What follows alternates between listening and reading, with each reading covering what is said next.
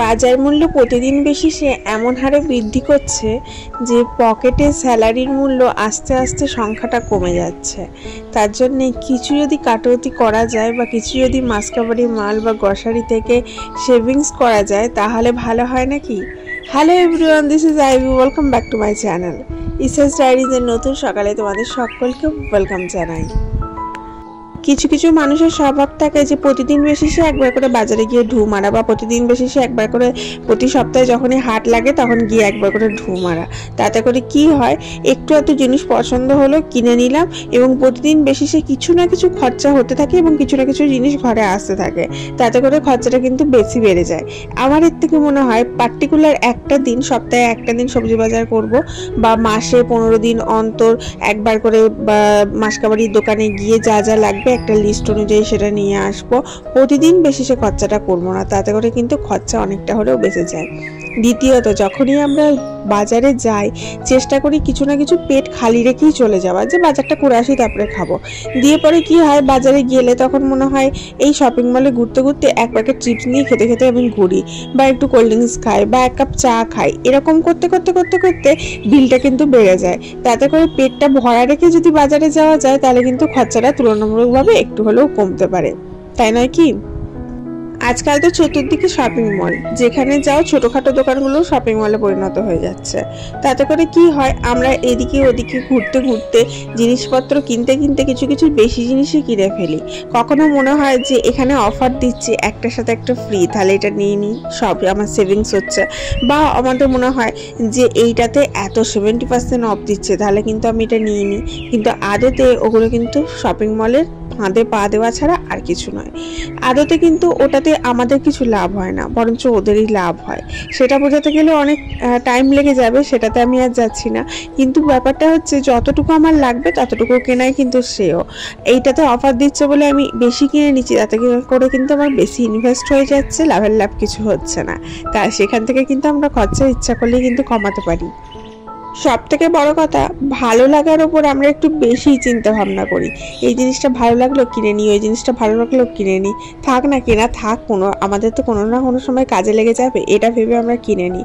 তাতে করে যে আমাদের পয়সাটা বেশি ইনভেস্ট হয়ে যায় এই কথাটা আমরা ভাবি না, এবং জিনিসগুলো আমাদের বেশি স্টোর হয়ে যায়।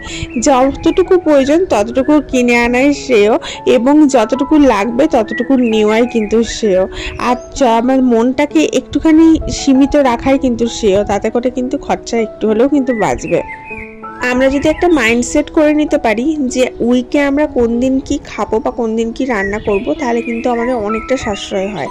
লাইক দিস, আমাদের যেমন সপ্তাহে একদিন আমাদের চিকেন মটন হলো, তো সেদিনকে আমি রেখে দিলাম যে সেদিন আমি চিকেন মটনই করব, অন্য কিছু ভেজিটেবল ওয়েস্ট করব না। আবার অন্য দিন যদি আমি ভেজিটেবল করি তো সেদিন ভেজিটেবল হলো, একদিন পোস্ত হলো। এরকম করে যদি মাইন্ডসেট করে নিই, সেই অনুযায়ী যদি আমরা সাপ্তাহিক বাজারটাকে তুলি তাহলে বাজার নষ্ট কম হয়। অনেক সময় ফ্রিজে পড়ে থেকে থেকে বাজার নষ্ট হয়ে যায়, সেখানেও কিন্তু একটা মানি ওয়েস্ট হচ্ছে। আবার যতটুকু আমার দরকার, যে সপ্তাহে আমি 3 দিন মাছ খাবো, 2 দিন ডিম খাবো, তাহলে সেই 3 দিনের অনুযায়ী আমি মাছটা তুললাম। অত্যাধিক প্রতিদিন মাছ খাওয়ার দরকার নেই, আর একটু চেঞ্জেস আনা রুটিনের মধ্যে খুবই দরকার। তো সেই অনুযায়ী যদি মাইন্ডসেট করে আমরা বাজারটা করতে পারি তাহলে কিন্তু আমাদের খরচাটা অনেকটা হলেও কমে যাবে। আমার মনে হয় এই জিনিসগুলো, ছোটোখাটো জিনিসগুলো যদি আমাদের জীবনের ক্ষেত্রে একটুখানি ভেবেচিন্তে কাজ করা যায় তাহলে কিন্তু অনেকটা সাশ্রয়ী হয়। যাই হোক, সকাল সকাল উঠে কতগুলো গ্রসারি আইটেম আনিয়েছিলাম। আমি সাধারণত ফ্লিপকার্ট থেকেই জিনিসপত্র আনাই, তাতে অনেকটা সস্তা পড়ে লোকাল মার্কেটের থেকে। আর কিছু কিছু জিনিস লোকাল মার্কেট থেকে তুলি, যেমন চিনিগুলো, সেগুলো লোকাল মার্কেটেই সস্তা পড়ে। দেন ঝটাপট রেডি হয়ে নিলাম, আজকে একটু বড়ের সাথে যাবো লং ড্রাইভে। অ্যাকচুয়ালি লং ড্রাইভে যাবো না, একটু কাজই আছে। মেয়েটাকে স্কুল পাঠিয়ে দিয়েছি আর্লি মর্নিংয়ে, ও স্কুল চলে গেছে এবং ও স্কুল থেকে ফিরে আসার আগে আমরাও কাজ ছেড়ে বেরিয়ে যাবো। আর তার জন্য সকাল সকাল উঠে রান্না বান্না সব কমপ্লিটও করে নিয়েছি। আর ওদিকে দেখলে গ্রসারি আইটেম কটা কালকে এসেছিলো, ডোর স্টেপ ডেলিভারি দেয় ফ্লিপকার্ট, তো ওরা এসে ডেলিভারি দিয়ে গেছিলো, সেগুলো আজকে অ্যারেঞ্জ করে রেখে দিলাম। এখন বাইকে করে বেরিয়ে গেছি। আমি জানি না, আমার বাইকে রাইড করতে ভীষণ ভালো লাগে, 4 হুইলারে যেতে একদম পছন্দ নয়। দেন কাজ টাজ ছেড়ে আমরা চলে গেছিলাম সোজা মেলায় প্রচুর আচার কিনতে। কারণ আমাদের আচার যেগুলো আগে আমরা তুলেছিলাম মোটামুটি 250 করে তুলে নিয়ে এসেছিলাম, তো দেখলাম আচারগুলো ভীষণ ভালো কোয়ালিটি আর খেতে ভীষণ টেস্টি আর ভালো স্টোর হয়েও রয়েছে। তো ভাবলাম চলো আর একটু বেশি করে তুলে আনা যাক মেলা শেষ হয়ে যাওয়ার আগে। আর আকাশটা আজকে এত সুন্দর লাগছিল দেখতে, কি বলবো, আকাশ দেখেই মন খুশ হয়ে যাচ্ছিল, যেন মনে হচ্ছে পেঁজা তুলোর মন্ড মেঘগুলো ভেসে বেড়াচ্ছে আর দুর্গা ঠাকুর ঠিক আসবে। দুর্গাপুজো আসার আগের মুহূর্তেই এরকম সুন্দর আকাশ দেখা যায়। আর তারপরে কিছু মেলায় ঘোরাঘুরি করলাম, এতটা রোদ ছিল বেশি ঘোরাঘুরি করতে পারিনি। আর কিছু জিনিস কেনার ছিল সেদিন কিনতে পারিনি, কারণ সেদিন এত ভিড় ছিল আর এত গরম করছিল, তাই আজকে একটু ফাঁকার মধ্যে ঘুরে কিনলাম। আর সব থেকে বড় কথা, আজকে মেয়ে যেহেতু নেই তার জন্য একটু ভালোভাবে দেখে শুনে জিনিস কিনতে পেরেছি। মেয়ে থাকলে খালি এটা দাও ওটা দাও, এই দোকানে চলো সেই দোকানে চলো, ওর পিছনেই সময় চলে যায়। তোমরা কিন্তু টুক করে লাইকটা করে দিতে ভুলো না, লাইক শেয়ার আর সাবস্ক্রাইবটা অবশ্যই করে নাও। এতটা রোদের তেজ ছিল আর এতটা গরম ছিল, কিন্তু তাতে করেও রোদ মাথায় করে ঘাম মুছতে গোটা মেলা চক্কর দিয়ে দিলাম। এবং সব থেকে বড় কথা, বেশ কিছু শপিংও করে নিলাম।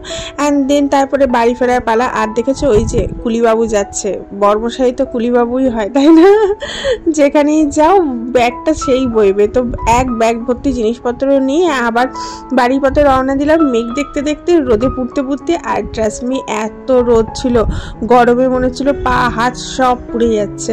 দেন ঘরে এসে ভালো করে গ্লুকন্ডির জল খেয়ে স্নান টান করে লাঞ্চ করলাম। লাঞ্চ করার মাঝখানে একবার লাইভও চালিয়ে দিয়েছিলাম, ডিম ভাজতে একটা লাইভ করেছি, দেখবে ওই লাইভটা কিন্তু এই ঘুরে আসার পরেই ছিল, যেহেতু ভিডিওটা 2 দিন আগের।